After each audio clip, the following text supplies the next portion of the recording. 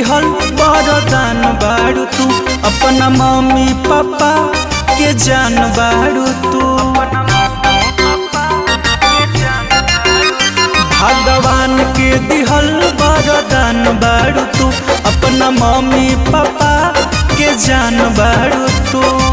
सोचल सपनवा सजा दे हलो, जिंदगी से दुखवा भगा दे हलो। Happy birthday to you, Riddhi Siddhi हमर भाग्य जगा दे हलो।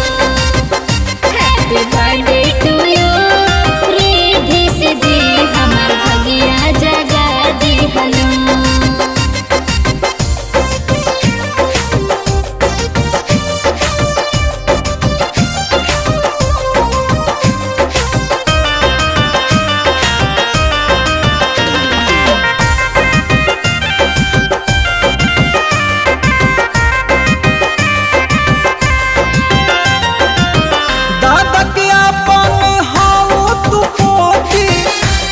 जीवन में जवा दिहलु ज्योति,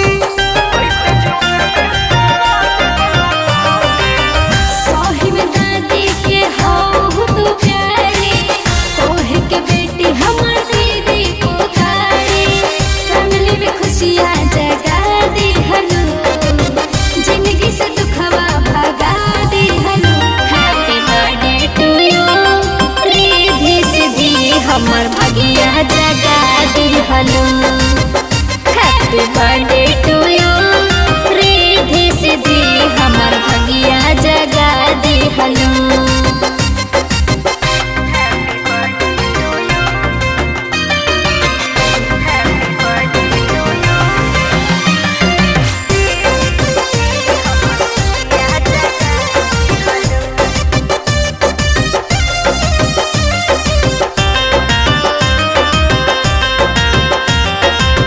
नानी के ममता में बारू तू पाला, नाना के कमी कबो नहीं खाला।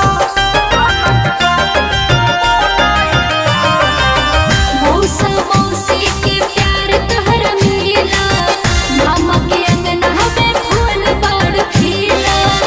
ससुर काजल के जुआ जुड़ा दे हलो, हमरा जिंदगी से दुखवा भगा दे हलो।